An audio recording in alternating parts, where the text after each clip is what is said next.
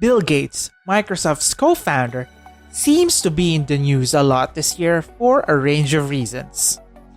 Following an explosion of conspiracy theories about his underlying logic for specific activities, curiosity over his genuine objectives is merging. He is regarded as a pioneer in the tech sector and now a great philanthropist. In today's video, we will look at why Bill believes farming will provide him with a good return even if the market tanks. But first, if this is your first time at the Smart Stocks Academy channel, please accept my warmest greetings. And to be the first to know when a new video like this is released, hit the like button, subscribe, and click the notification bell next to it on our Smart Stocks Academy channel. Let's get to the video as soon as possible.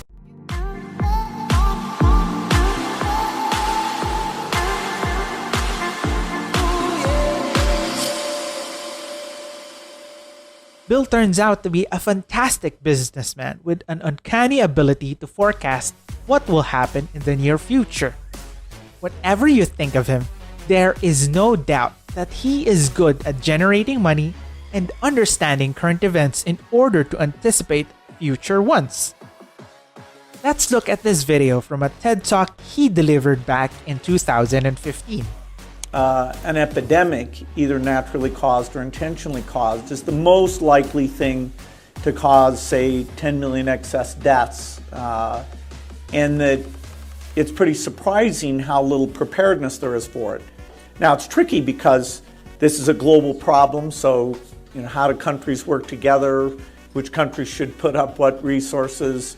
And every aspect of it, the resources to go engage in the affected countries, the allocation decisions. As we've seen various flu scares come along, we haven't had a super good response. So the paradigmatic examples are smallpox for an intentionally caused thing, that there was a simulation called Dark Winter that didn't come out very well, i.e. smallpox scored 1 and humanity scored 0. Flu epidemics, where we always talk about the potential recurrence of a 1917 like Spanish flu problem, and then Ebola, which although it was much smaller, there was some luck involved in that because it wasn't spread through respiratory contact. The reproductive rate was a lot lower, and it was basically people who were sick or dead who were doing most of the transmission. And so through a lot of heroic effort and a little bit of luck, it stayed under control and was largely contained. I warned you and I cautioned you again.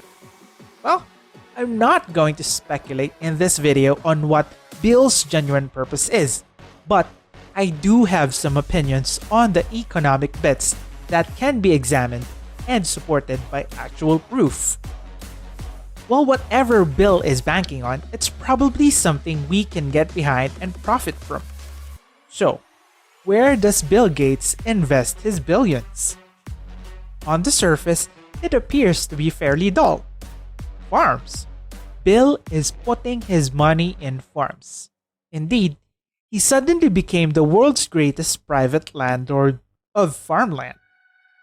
His family office, which is controlled through a network of shell companies, was discovered to be buying enormous areas of farmland around the country with water on site. For years, newspapers and reporters all around the country have been reporting on these vast land transfers. Gates bought 14,500 acres of farmland in Benton County, Washington, for $117 million in 2018, according to two Tri-City Herald. The fact in this piece prompted Land Report editor Eric O'Keefe to investigate, and he discovered Cascade Investments LLC, the Gates family's private vehicle that holds these properties. According to his report, the Bill Gates Foundation owns about 269,000 acres of farmland in the United States, and the quantity is sure to rise year after year. This is intriguing in and of itself, but as I previously stated, we're going to concentrate on the financial aspects of this information rather than the gates controls the food supply element of things. This move will be examined from the perspective of value investment because wagering on farmland isn't exactly a hidden gem. While everybody is betting on Google, Facebook, GameStop, and Zoom, a small group of investors, including Dr. Michael Burry, is gambling on less well-known, more unusual options like agricultural land with on-site water. In 1996, Warren Buffett notably purchased a 400-acre parcel of land. 14 years later, in 2014, he admitted that his previous organization had tripled its earnings and is now worth 5 times what he purchased for it.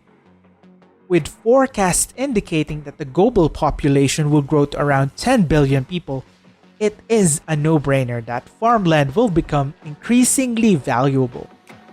Farmland holdings are gaining popularity among everyone from family offices to pension funds. Currently, the totals are insignificant, despite the fact Bill Gates is the world's largest landowner. Barely 0.5% of the world's farmland is owned by institutions. The overwhelmingly bulk of small family farms is still privately owned and operated.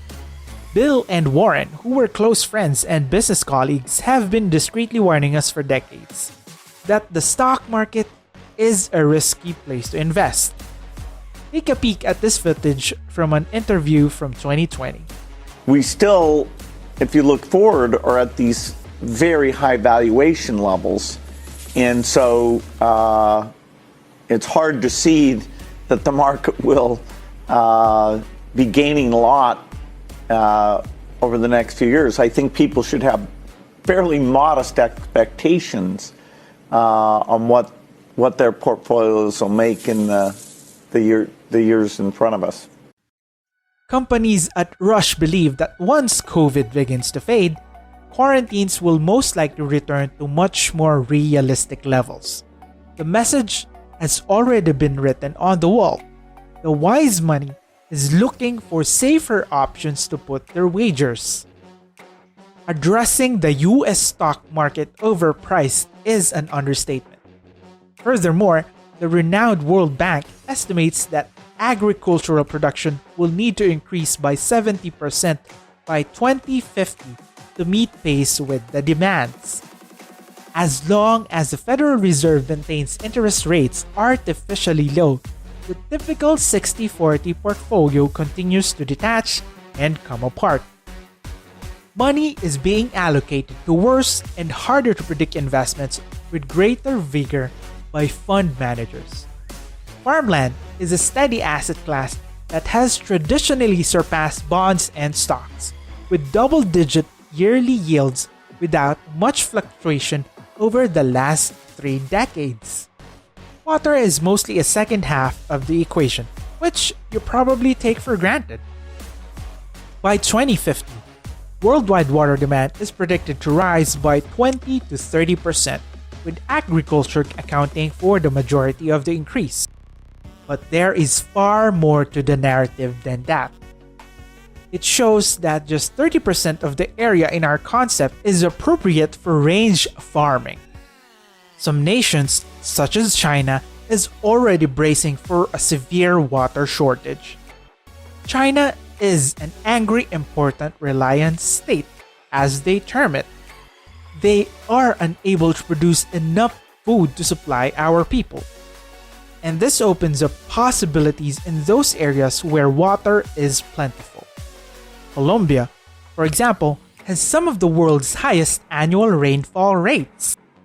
Leaders are failing to capitalize on this truth by standardizing employment and infrastructure, hence reducing the economic worth of these assets.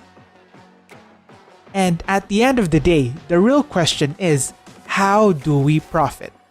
In my instance, I'm using this double strategy to get visibility. To start, it is the purchasing of CWW, also referred as the Ishares Global Water Index. This ETF is for those who want to invest in the increasing need for water. Its portfolio consists primarily of public utilities and enterprises like Xylem, which describes itself as a significant American water technology provider. Making investments in this ETF is one of the safest methods to get exposure to the broader water sector, which is expected to benefit from rising water needs in the coming decades.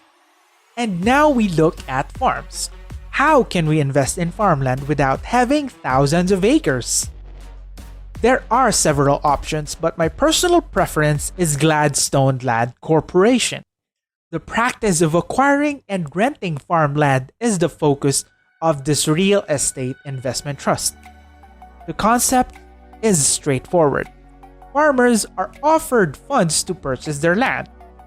They provide farmers with financing to improve their enterprise through long-term purchase lease-back contracts. Alternatively, for farmers who cannot acquire farms, they can borrow them with adjustable rental agreements. Land owns 127 farms comprising of 97,000 acres in California and Florida, with 100% of it now rented out to farmers farming fruits, vegetables, and certain permanent crops such as blueberries and almonds.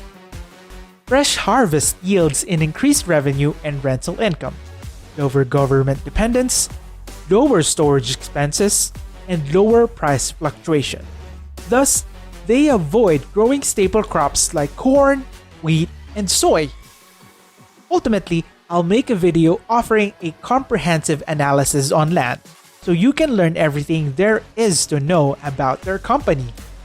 And that ends it for today's video. If you haven't already, don't forget to hit the like button, subscribe, and hit the notification bell to show your love and support for this video. We hope you enjoyed it, and we hope to see you again on our next video.